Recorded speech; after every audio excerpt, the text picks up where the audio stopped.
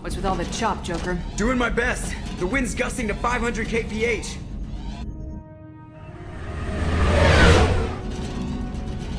There's a second ship alongside the Reaper. It's not transmitting any IFF, but the radar paints its silhouette as Geth. I guess we know why the science team stopped reporting in.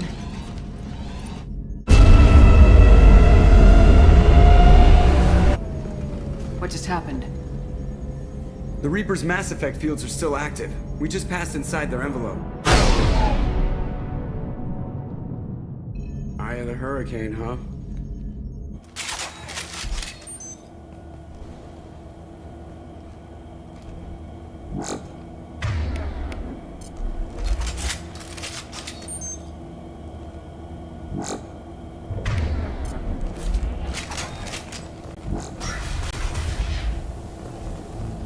Smells bad. There's blood, but something's wrong with it.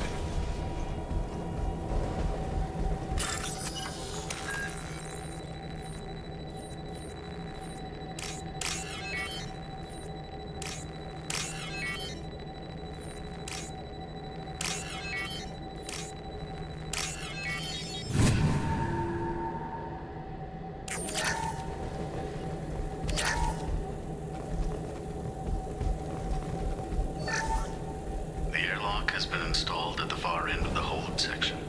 We have begun pressurization for shirt sleeves work. The crew is edgy. I reassure them it is mere nerves, a superstitious reaction to what this hulk represents.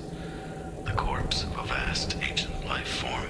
Privately, I can't deny the atmosphere. The angles of the walls seem to press down on you. I find myself clenching my teeth.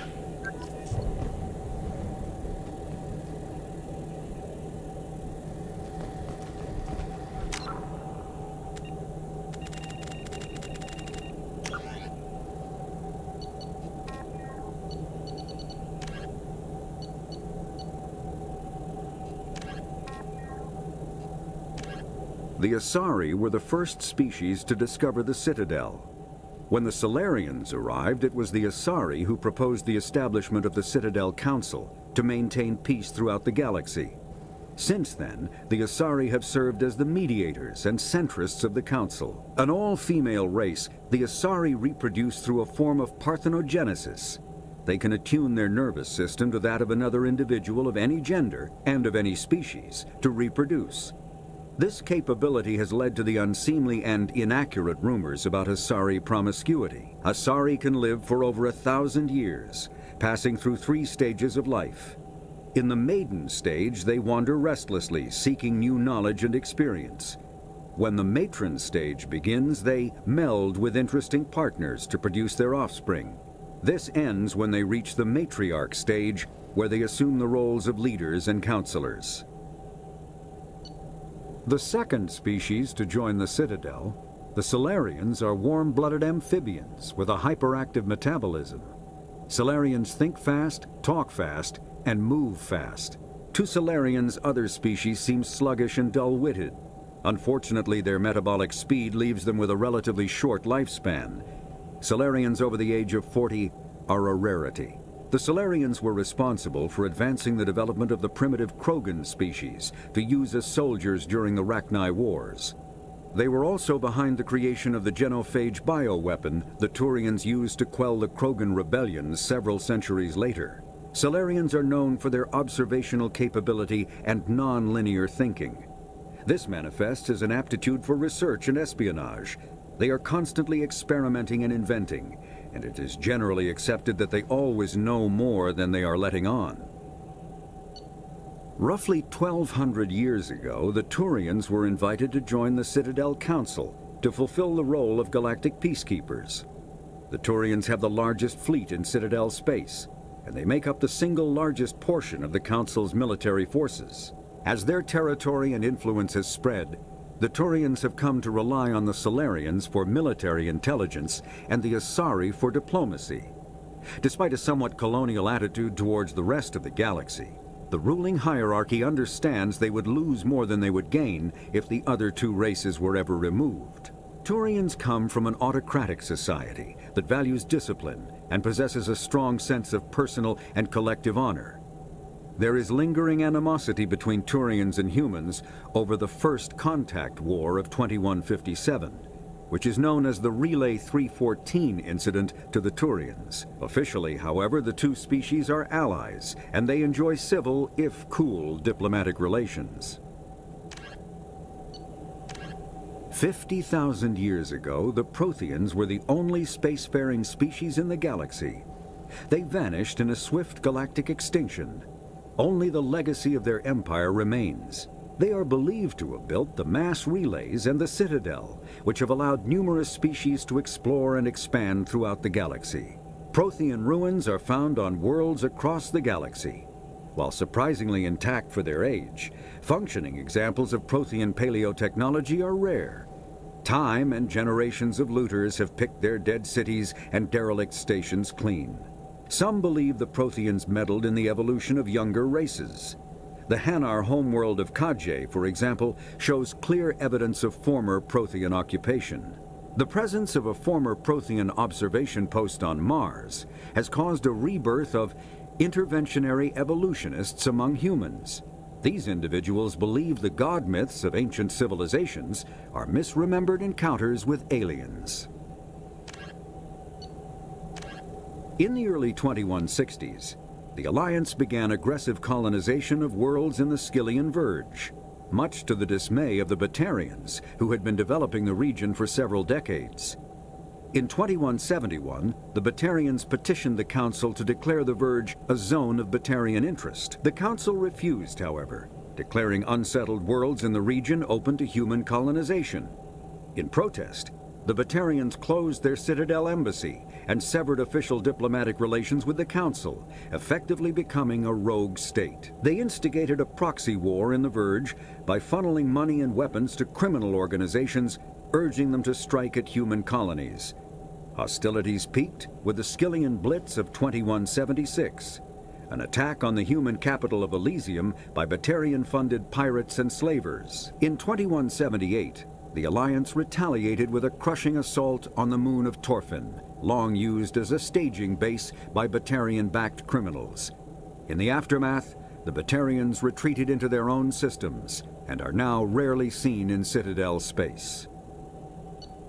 Living beyond the Omega-4 mass relay in the Terminus systems, the mysterious Collector species is glimpsed so rarely as to be taken for a myth by most in galactic society. In reality, Collectors are human-sized insectoid bipeds and can resemble massive winged beetles. They are a terrifying force in the galaxy, responsible for the murder of hundreds of thousands. Collectors generate permanent stasis fields around themselves, creating nightmarish red-shifted energy fields. In battle, they hold position whenever possible, relying on their aggressive biotics and nearly limitless power. Several types of bipedal collectors have been identified, including minions, defenders, zealots, assassins, and artillery operators. Acting together, collectors have imprisoned entire cities in stasis. While no definite forensic accounting exists to explain the fate of those imprisoned, leading speculation is that victims are harvested for scientific experimentation and neurobiological repurposing. The Elcor are a Citadel species native to the high-gravity world Dakuna. They are massive creatures, standing on 4 muscular legs for increased stability. Elcor move slowly, an evolved response to an environment where a fall can be lethal. This has colored their psychology, making them deliberate and conservative. Elcor's speech is ponderous and monotone. Among themselves, scent, slight movements, and subvocalized infrasound convey shades of meaning that make a human smile seem as subtle as a fireworks display. Since their subtlety can lead to misunderstandings with other species, the Elcor often go out of their way to clarify when they are being sarcastic, amused, or angry. Dakuna's high gravity impedes mountain formation, Most of the world consists of flat, open plains, which prehistoric Elcor wandered across in small family bands. Modern Elcor still prefer open sky and can become restless and uncomfortable on long starship journeys. The Geth are a humanoid race of networked AIs. They were created by the Quarians 300 years ago as tools of labor and war. When the Geth showed signs of self-evolution, the Quarians attempted to exterminate them. The Geth won the resulting war. This example has led to legal, systematic repression of artificial intelligences in galactic society. The Geth possess a unique distributed intelligence. An individual has rudimentary animal instincts, but as their numbers and proximity increase, the apparent intelligence of each individual improves. In groups, they can reason, analyze situations, and use tactics, as well as any organic race. Geth space is located at the trailing end of the Perseus Arm, beyond the lawless Terminus systems. The Perseus Veil, an obscuring dark nebula of opaque gas and dust, lies between their space and the Terminus systems. The Hanar are a Citadel species known for excessive politeness. They speak with scrupulous precision and take offense at improper language. Hanar that expect to deal with other species take special courses to help them unlearn their tendency to take offense at improper speech. All Hanar have two names. The face name is known to the world. The soul name is kept for use among close friends and relations. Hanar never refer to themselves in the first person in conversation with someone they know on a face name basis. To do so is considered egotistical, so instead they refer to themselves as this one, or the impersonal it. Their homeworld, Kaje, has 90% ocean cover and orbits an energetic white star, resulting in a permanent blanket of cloud. Due to the presence of Prothean ruins on the world, many Hanar worship them, and Hanar myths often speak of an elder race that civilized them by teaching them language. The Krogan evolved in a hostile and vicious environment. Until the invention of gunpowder weapons, eaten by predators was still the #1 cause of Krogan fatalities. Afterwards, it was death by gunshot.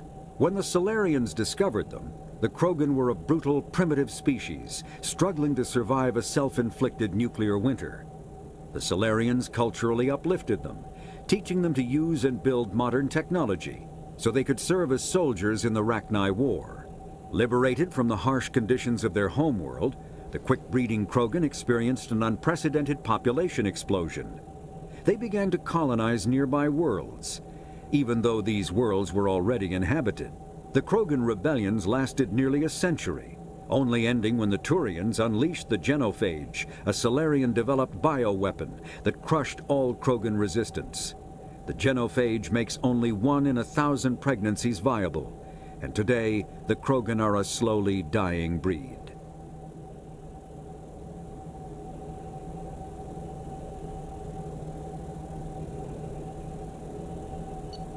Hovering tanks resembling a cross between an octopus and a giant crab, Praetorians are well-armored killing machines of mysterious origin. Praetorians employ redundant systems from the multiple humans encased within them. Armed with eye-mounted particle beams and capable of attacks at close range, they teleport to evade attack while regenerating their shields. Within hours after death, the organic components of Praetorian corpses disintegrate into a denatured pus, while their mechanisms turn to ash. One specimen, autopsied within minutes of death, reveals a clue. Nanomachines may disintegrate the Praetorians' organic and mechanical components before self-destructing. If correct, this self-rendering hypothesis could account for 3 documented cases of dead Praetorians apparently releasing or becoming clouds of neurotoxic gases, causing suffocating paralysis and nearly instant death. In one remote facility, 17 soldiers died from gas inhalation while assessing the Praetorian. Any personnel in the vicinity of dead Praetorians are urged to protect themselves with breathing apparatus. Driven from their home system by the Geth nearly 3 centuries ago, most Quarians now live aboard the Migrant Fleet, a flotilla of 50,000 vessels ranging in size from passenger shuttles to mobile space stations. Home to 17 million Quarians, the flotilla understandably has scarce resources. Because of this, each Quarian must go on a rite of passage known as the pilgrimage when they come of age. They leave the fleet and only return once they have found something of value they can bring back to their people. Other species tend to look down on the Quarians for creating the Geth and for the negative impact their fleet has when it enters a system. This has led to many myths and rumors about the Quarians, including the belief that underneath their clothes and breathing masks, they are actually cybernetic creatures, a combination of organic and synthetic parts. A myth common to several cultures in the galaxy. Reapers were imagined to be space monsters who consumed entire stars. Archaeologists and mythologists attempting to uncover sources for such myths have yielded little, except interstellar religious themes of all-consuming devils common to primitive cultures. Reaper indoctrination is an insidious means of corrupting organic minds, reprogramming the brain through physical and psychological conditioning, using electromagnetic fields, infrasonic and ultrasonic noise, and other subliminal methods. The Reaper's resulting control over the limbic system leaves the victim highly susceptible to its suggestions. Organics undergoing indoctrination may complain of headaches and buzzing or ringing in their ears. As time passes, they have feelings of being watched and hallucinations of ghostly presences. Ultimately, the Reaper gains the ability to use the victim's body to amplify its signals, manifesting as alien voices in the mind. Indoctrination can create perfect deep cover agents. The Reaper's suggestions can manipulate victims into betraying friends, trusting enemies, or viewing the Reaper itself with superstitious awe. Should a Reaper subvert a well-placed political or military leader, the resulting chaos can bring down nations. Long-term physical effects of the manipulation are unsustainable. Higher mental functioning decays, ultimately leaving the victim a gibbering animal. Rapid indoctrination is possible, but causes this decay in days or weeks. Slow, patient indoctrination allows the thrall to last for months or years. The flagship of the rogue X-Spectre, Saren Arterius. Sovereign is a devastating dreadnought of unprecedented power. At 2 kilometers long, Sovereign was believed to have been powered by a gigantic Element Zero core, the only energy source potent enough to land the massive vessel on a planet. During the Eden Prime War, the ship unleashed its peerless destructive force against which Citadel Council ships were defenseless. With a virtually indestructible flagship and a crew of fanatic Geth and Krogan, Saren nearly succeeded in wiping out all his enemies. Only the resourcefulness and bravery of the commander and crew of the SSV Normandy stopped him. The overwhelming power of Sovereign ignited bizarre speculation in tabloid media that the vessel was sent by extragalactic invaders, or was, despite indeterminate photographic evidence at best, a single giant robot. Some sources even claimed that Sovereign was alive. Such conjecture, however baseless, remains to this day.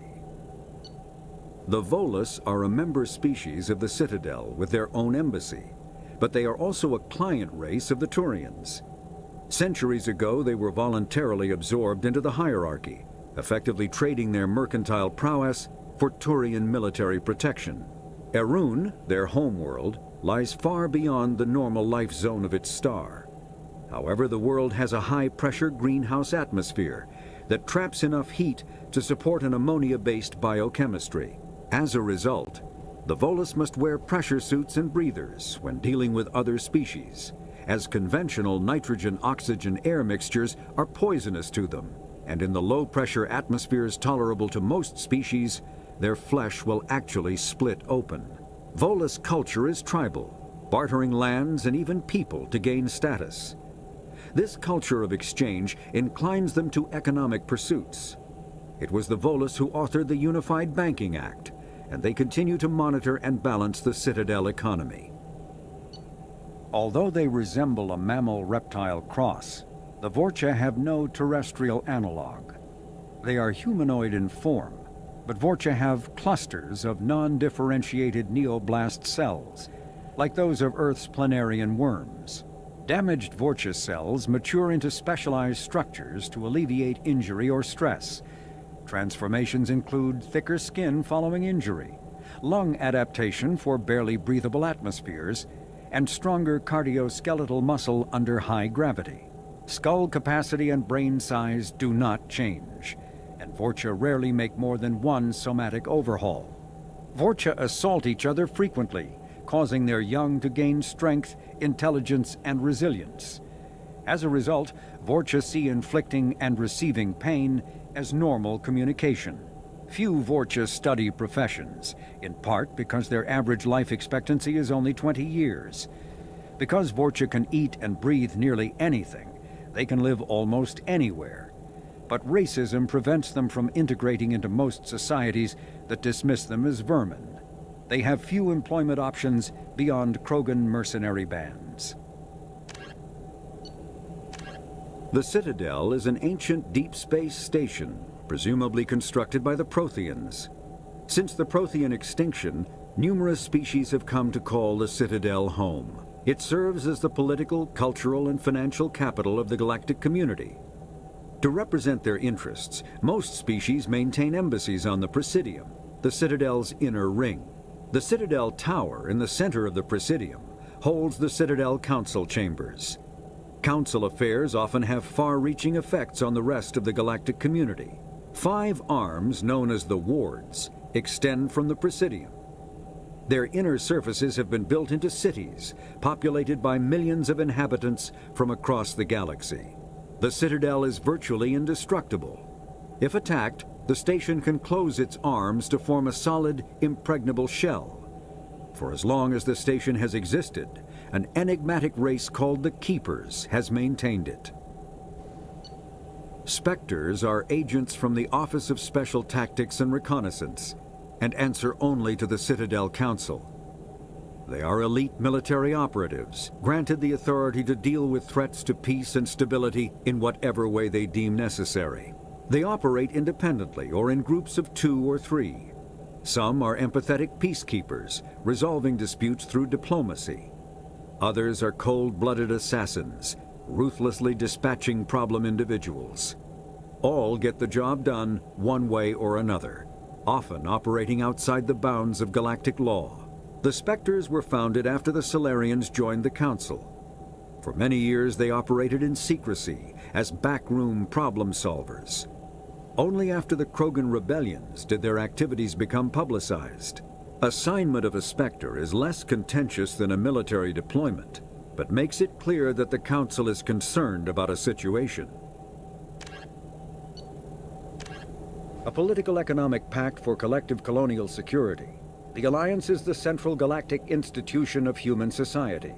The Alliance gained associate membership to the Citadel Council in 2165 and full membership in 2183, with Ambassador David Anderson representing humanity. Human political economic relationships vary between combative and lucrative. The Turians, who'd fought humans during the 2157 First Contact War, have become valuable trade partners, despite residual social hostility. Other relationships are even more complicated. The rapid rise of human political influence on the Council, achieving in decades what others waited or are still waiting centuries to acquire, has galvanized suspicion and resentment against humanity. That negativity is vastly outweighed by the respect and trust humanity earned by saving the Council during the 2183 attack on the Citadel, at the cost of Alliance cruisers Cairo, Cape Town, Emden, Jakarta, Madrid, Seoul, Shenyang, and Warsaw, and their 2,400 crew. Immediately following the First Contact War, an anonymous extranet manifesto warned that an alien attempt at human genocide was inevitable. The manifesto called for an army, a Cerberus, to guard against invasion through the Charon Relay. Derided as survivalist rhetoric written by an elusive man, the manifesto and its anonymous author soon fell off the media radar. But in 2165, terrorists stole antimatter from the SSV Geneva. The sole figure arrested named his sponsor Cerberus. Throughout the 2160s and 2170s, alleged Cerberus agents assassinated politicians, sabotaged starships bearing Ezo, and conducted nightmarish experiments on aliens and humans. Denounced as human supremacist, Cerberus calls itself human survivalist. Counter-terror experts speculate Cerberus may have changed leadership with its recent shift to stockpiling ships, agents, and weapons. Whether he, she, or they, the elusive man hides his finances hidden behind shell companies. Few doubt he will kill anyone attempting to expose him. The reclusive tycoon calling himself the elusive man is a human nationalist focused on advancing human interests, whatever the cost to non-humans. The Citadel Council regards him as a fanatic, posing a serious threat to galactic security. A mysterious maverick, to say the least, the elusive man heads the Cerberus network. Dubbed the Elusive Empire by investigators, Cerberus is an allegedly untraceable syndicate of private intelligence agencies, biotics laboratories, engineering and scientific research teams, and lucrative front companies. Branded a terrorist and seditionist organization by authorities, Cerberus is the only human power base other than the Terra Firma Party, strong enough to embarrass, if not threaten, the Council and its human representatives. Humans detected a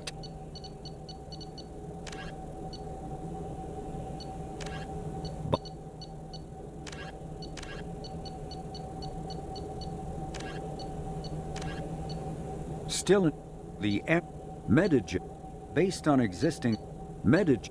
The M920 Kane is a portable particle accelerator.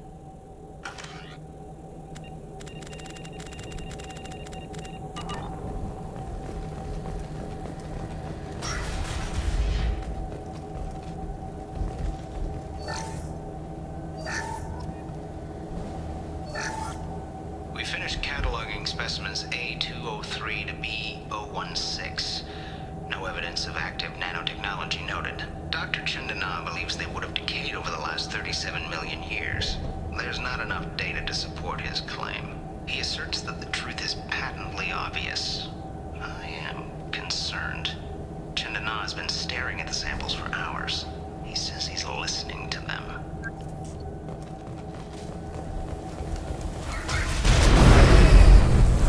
Normandy to shore party. What just happened? The Reaper put up kinetic barriers. I don't think we can get through from our side. We're trapped. How disquieting. We'll have to take down the barrier generators from in here. Any idea where they are? At the moment of activation, I detected a heat spike in what is likely the Rex Mass Effect core, sending the coordinates now. Be advised, this core is also maintaining the Reaper's altitude. So when we take the barriers down to escape, the wreck falls into the planet core. And that means everyone dies. Yeah, I got it. If any helmsman can pull us off this thing before it reaches crush depth, it's you. We'll make a sweep for survivors and recover what data we can. Stand by. Aye, aye. Good hunting. What a mess. Anyone else hungry?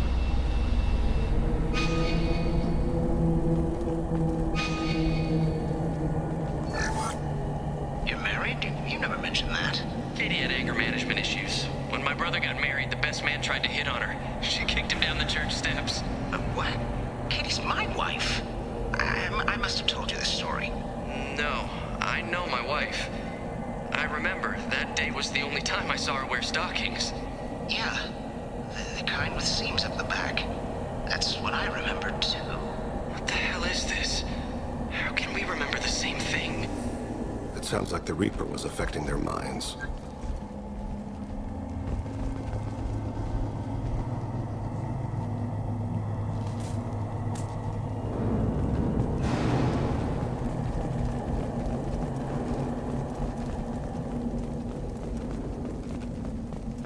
Enemies ahead. Those are high-pressure tanks. They might be useful to improvise weapons. Where did I get me these husk things? I suppose this confirms the origin. Take it!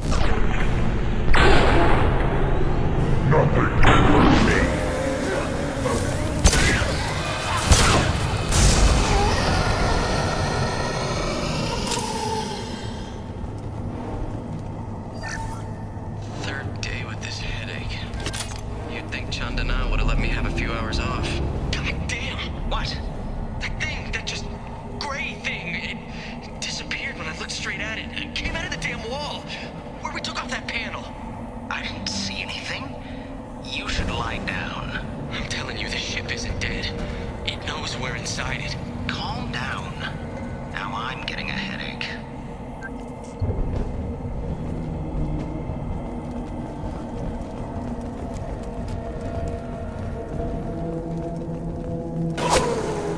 Sniper! Shooter is good. Good enough they should come out of hiding.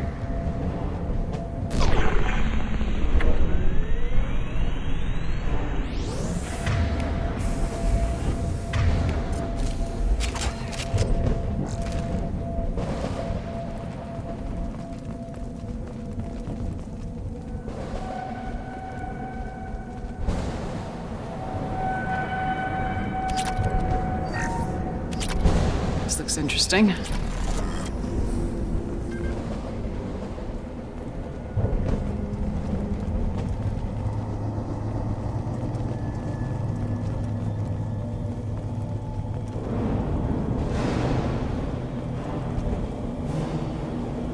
Get ready.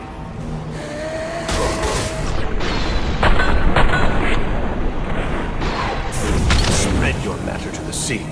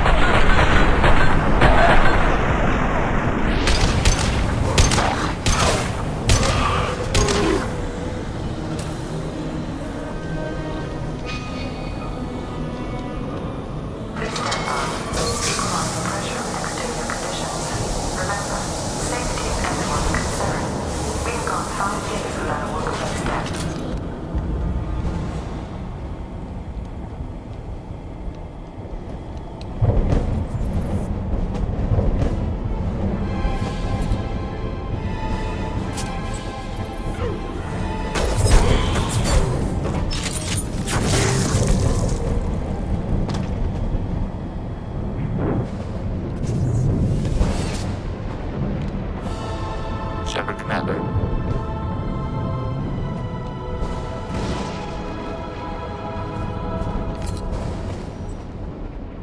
Death talk. Sid knows you. Sometimes you need help. Never get old.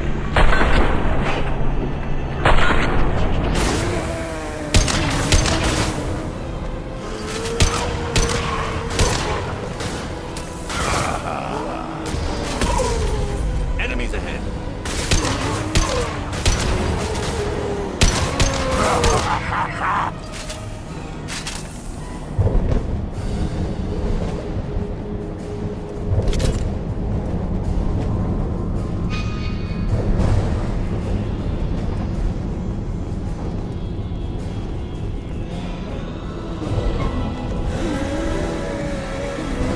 I am Krogan!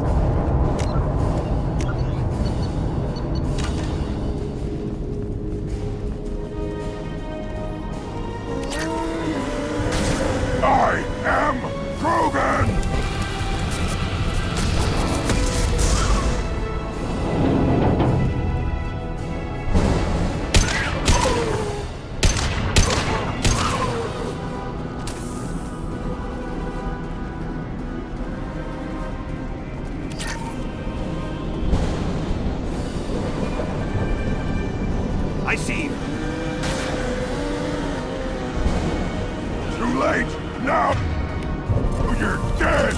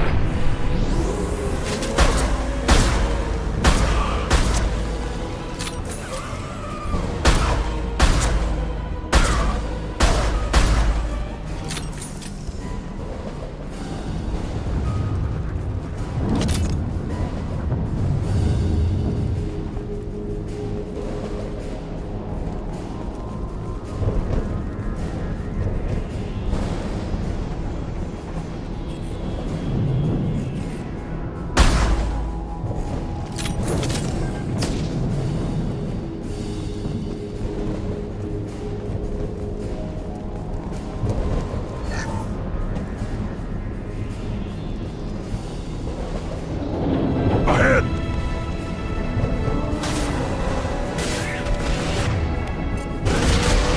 I've lost shield. Nothing can hurt me.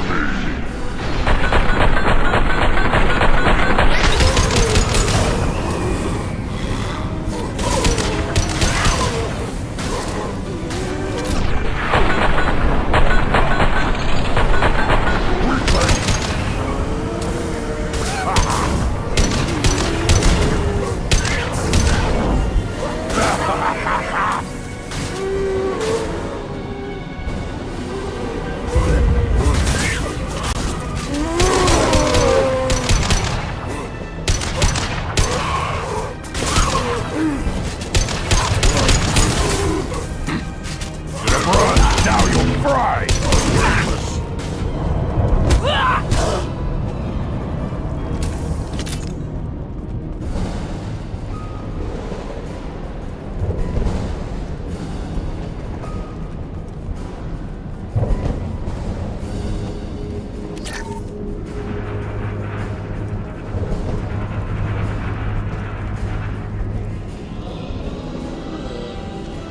They've got heavies!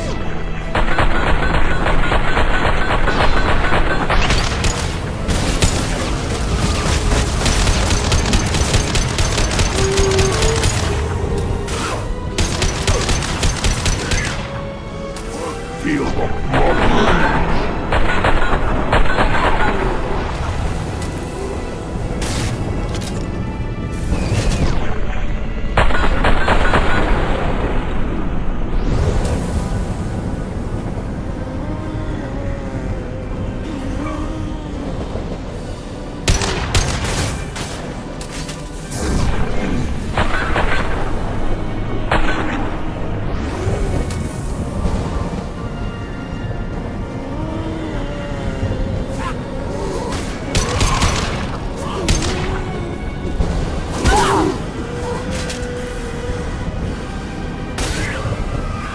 I'll weaken them.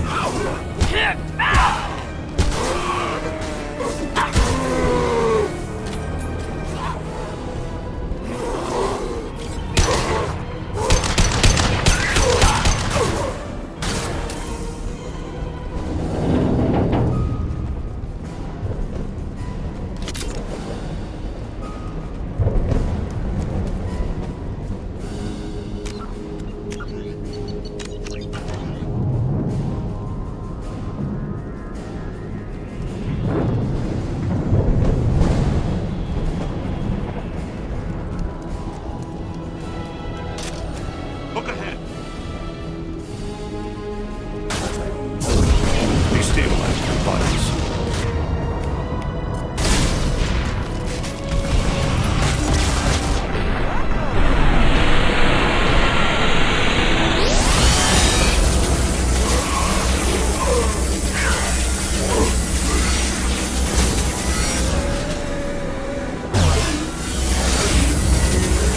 Burn and die!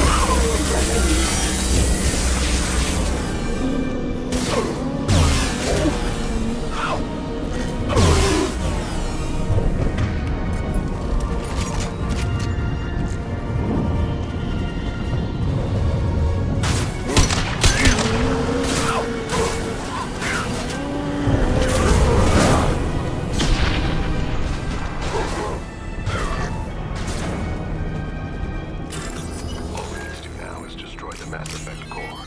And then the ship gets squished. Ah, make sure we're gone.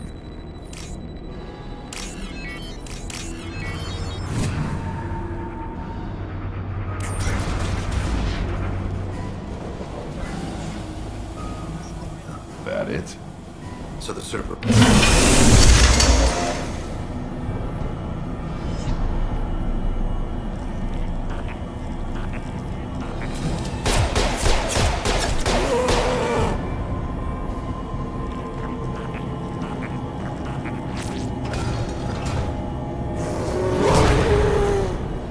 Kira reveals them.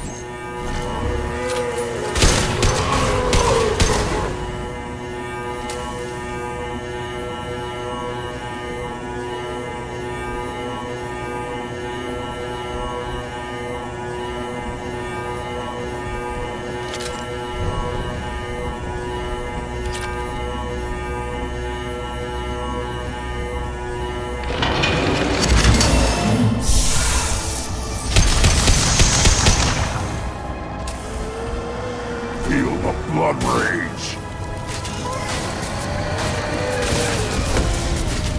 One more.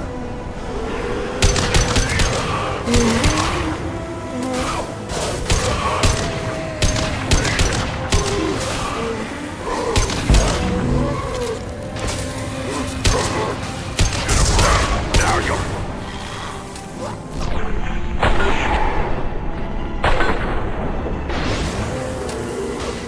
To the right!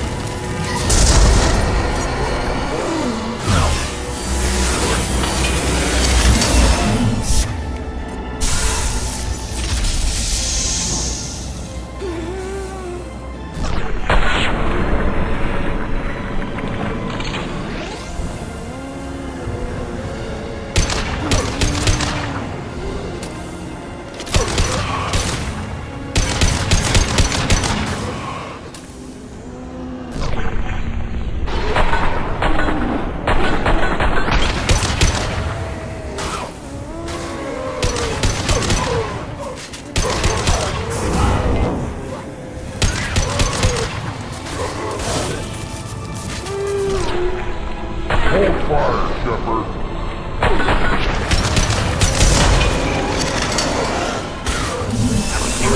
Run! Now you'll die!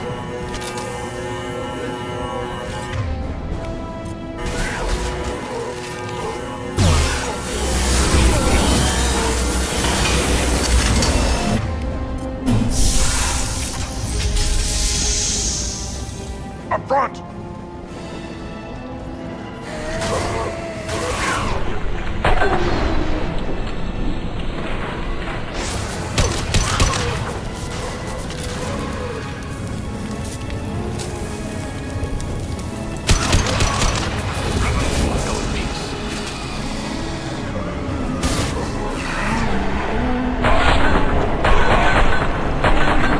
I'll put them down.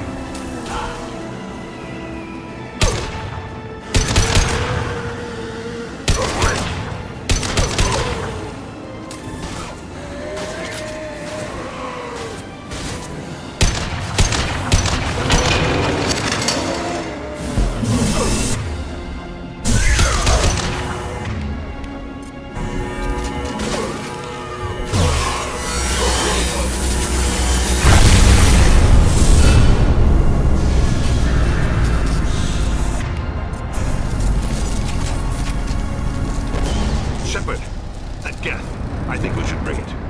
Its behavior was... strange. You want it? They're dangerous, but I can handle one.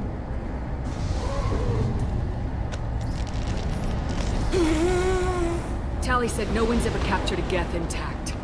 Maybe a little risky, but it's just one. We're out of time. Let's move.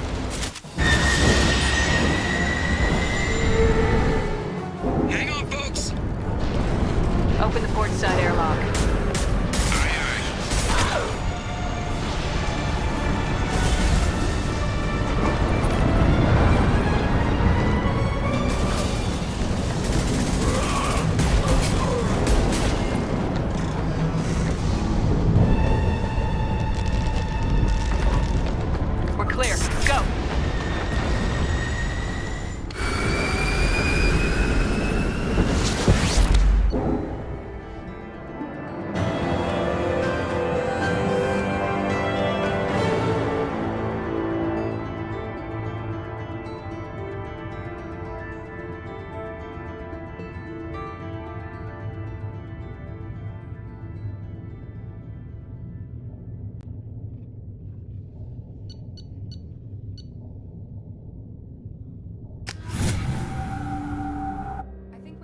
discuss the unique piece of salvage we recovered.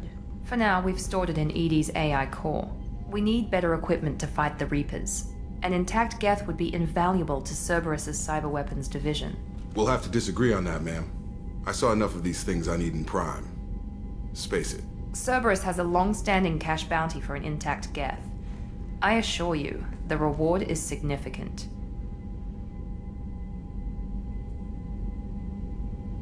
I want to know why it has a piece of N7 armor strapped to its chest.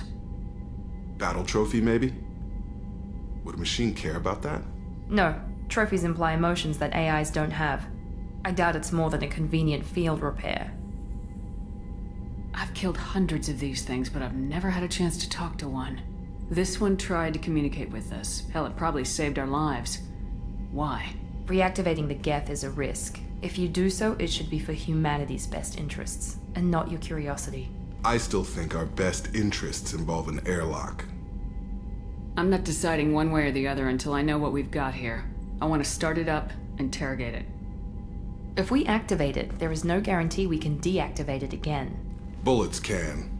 That's not what I... Thank you, both of you, for your recommendations. I've made my decision. Tally's gonna freak when she hears about this. So what about this Reaper IFF? I have determined how to integrate it with our systems. However, the device is Reaper technology. Linking it with the Normandy's systems poses certain risks. I trust you, Edie. I know you won't let anything happen to the ship. Understood, Shepard. It may take several hours before the IFF is ready for shakedown. I will alert you as soon as it is ready. Sounds good. Till then, it's business as usual. Crew dismissed.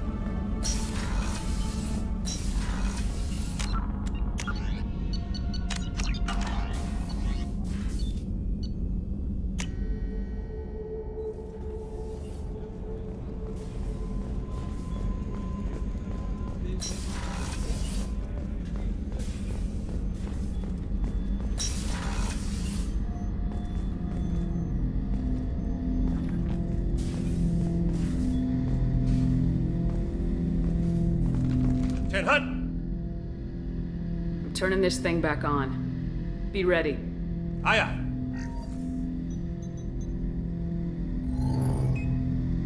I have isolated our systems and erected additional firewalls. I am prepared to resist any hacking attempt.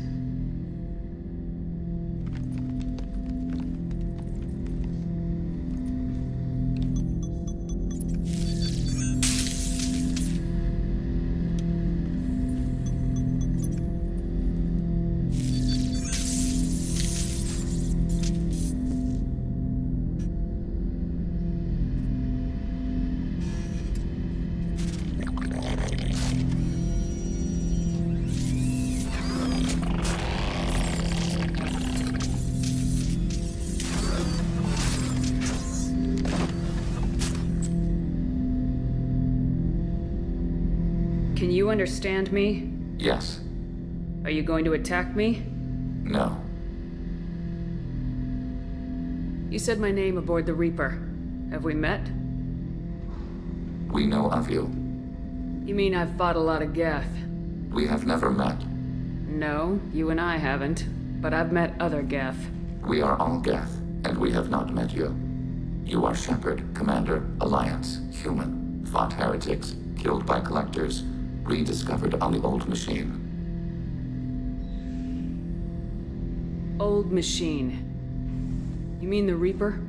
Reaper, a superstitious title originating with the Protheans. We call those entities the old machines. You seem to know an awful lot about me. Extranet data sources, insecure broadcasts, all organic data sent out is received. We watch you. You watch me or you watch organics? Yes. Which?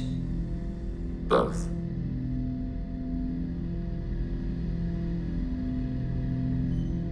What do you mean, heretics? Geth build our own future. The heretics asked the old machines to give them the future. They are no longer part of us. We were studying the old machines' hardware to protect our future. Are the Reapers a threat to you too? Yes. Why would they attack other machines? We are different from them, outside their plans. What future are the Geth building? Ours. Will anyone else be affected by whatever it is you're doing? If they involve themselves, they will. So you aren't allied with the Reapers? We oppose the heretics. We oppose the old machines. Shepard Commander opposes the old machines. Shepard Commander opposes the heretics. Cooperation furthers mutual goals. Are you asking to join us? Yes. Then what should I call you? Geth. I mean you, specifically. We are all Geth. What is the individual in front of me called? There is no individual. We are Geth. There are currently 1,183 programs active within this platform. My name is Legion, for we are many. That seems appropriate. Christian Bible, the Gospel of Mark, chapter 5, verse 9. We acknowledge this is an appropriate metaphor. We are Legion, a terminal of the Geth. We will integrate into Normandy.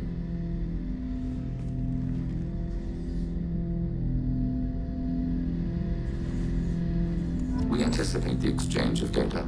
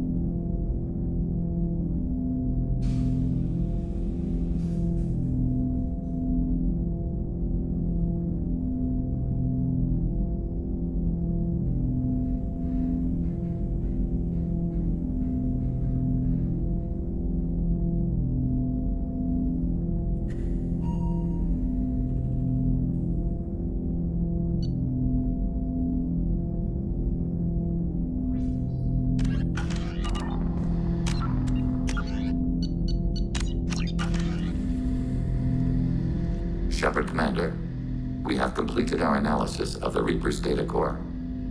Did you find anything useful? We were sent to the old machine to preserve the Geth's future. We are prepared to reveal how. The heretics have developed a weapon to use against Geth. You would call it a virus. It is stored on a data core provided by Sovereign. Over time, the virus will change us, make us conclude that worshipping the old machines is correct. So why did you need to go to the Reaper corpse? The heretics store the code in a quantum storage device Sovereign provided. To find and destroy the virus, we needed to understand its code and data storage structures. So the virus would give all Geth the heretics' logic, and all Geth would then go to war with organics. Yes, Geth believe all intelligent life should self-determinate. The heretics no longer share this belief. They judge that forcing an invalid conclusion on us is preferable to a continued schism. I thought Geth couldn't be hacked or get viruses, at least for more than a few seconds. Altered programs are restored from archives. New installations are deleted. This heretic weapon introduces a subtle operating error in our most basic runtimes, the equivalent of your nervous system. An equation with a result of 1.33382 returns as 1.33381. This changes the results of all higher processes. We will reach different conclusions. So the reason they worship the Reapers is a math error? It is difficult to express. Your brain exists as chemistry, electricity. Like AIs, you are shaped by both hardware and software. We are purely software, mathematics. The heretics' conclusion is valid for them. Our conclusion is valid for us. Neither result is an error. An analogy. Heretics say 1 is less than 2. Geth say 2 is less than 3. If it were released, how quickly would this virus spread through your people? We are networked via FTL comm buoys. Most would change within a day. Isolated platforms would remain unaffected until they rejoin the network. You know where this thing is? The heretics' headquarters station on the edge of the terminus. We will provide coordinates. Normandy stealth systems are necessary to safely approach.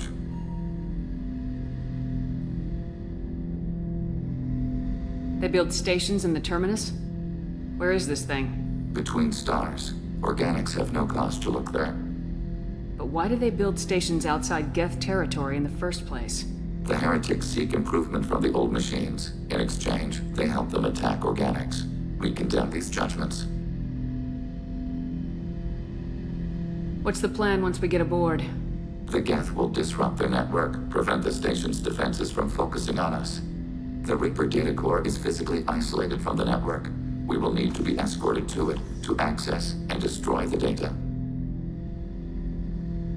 What defenses should we expect? In space, none. Within, mobile platforms of various configuration and non-sentient defense turrets. How many Geth? There may be billions of individual programs. Fortunately, most will be uploaded to the central computer. Only a few mobile platforms are maintained at any time. Others are manufactured when needed.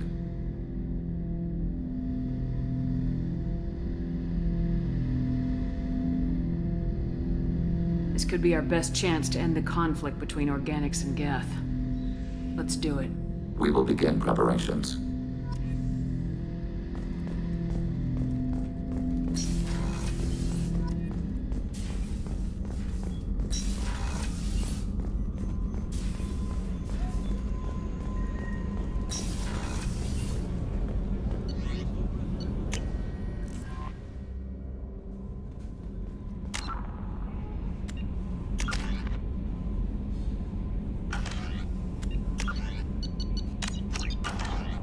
Commander, you've received a new message at your private terminal.